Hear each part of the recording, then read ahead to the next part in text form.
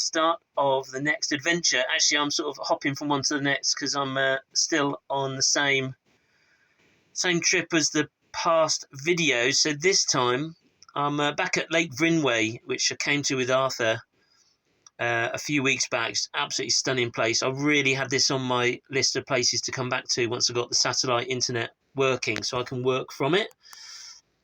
So I'm basically looking in the Wild Guide Wales book, and this is Lake Vyrnwy Trees, Llanwydden. So the book says deep and brooding Vyrnwy Reservoir is surrounded by woodland, moorland and bogs, which combine to create a haven for flora and fauna. Fungi, skylarks and hen harriers abound in the RSPB Nature Reserve.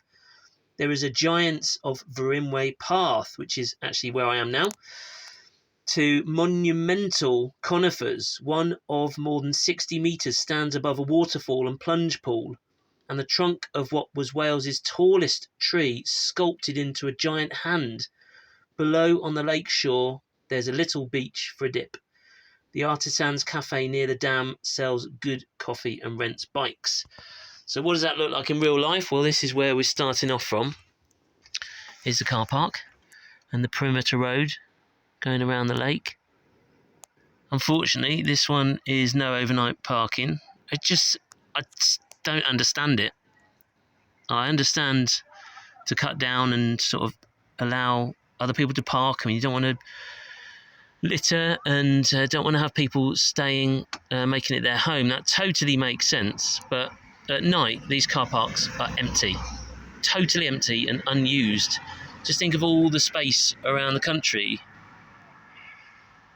where there are unused car parks at night time. Charge people for it, put money back in. But what's the point in them being left empty?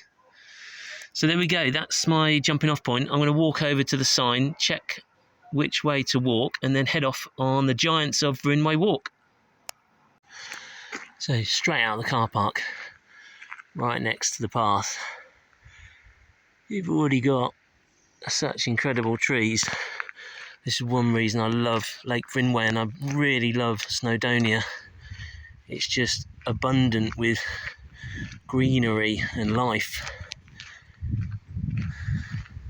Kind of real, genuine, temperate rainforests in our own country. You don't need the tropics to get like a huge diversity of life.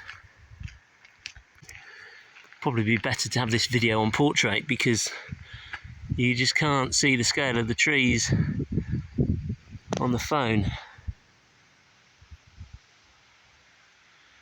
Yeah, it's just epic. Just pause the video, and then round the corner is the hand, the giant hand crafted from a tree. That is absolutely fantastic. What's the hand doing? I don't know, it could be reaching up to the sky. That really, the detail on the hand is quite exceptional. And then just below the hand is a really beautiful spot for a wild swim at the base of a waterfall. Gorgeous peaty coloured water. That is absolutely stunning. What a great place to be. So I've walked up the valley wall a bit more, and there's just so many opportunities to get down at the water. Love all these natural little waterfalls making their way down to the lake, which ultimately is a reservoir now. Whether it was a lake once upon a time, I don't know, but I think there's a sunken village underneath it now. And I love walking along the valley walls here because you get the sheer scale of the trees. Just for me personally, wow, that one there is epic. Just helps to keep me in check that I am a very small part of the world that we live in, but my actions are important. How I spend my money and what I do does have an impact on others, and it does have an impact on nature.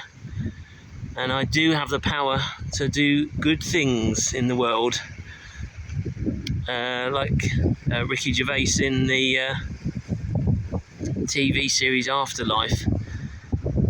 He says something along the lines of, he might not be able to change the world, but he can improve his little corner of it, which is exactly how I feel about my life.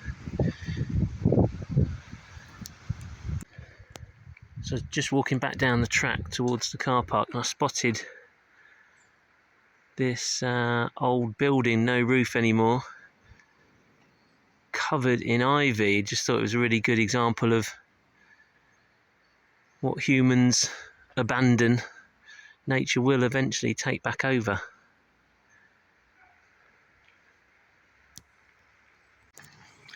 Alright, that's it for this adventure. That was a bit of the Giants of Vyrnwy Trail.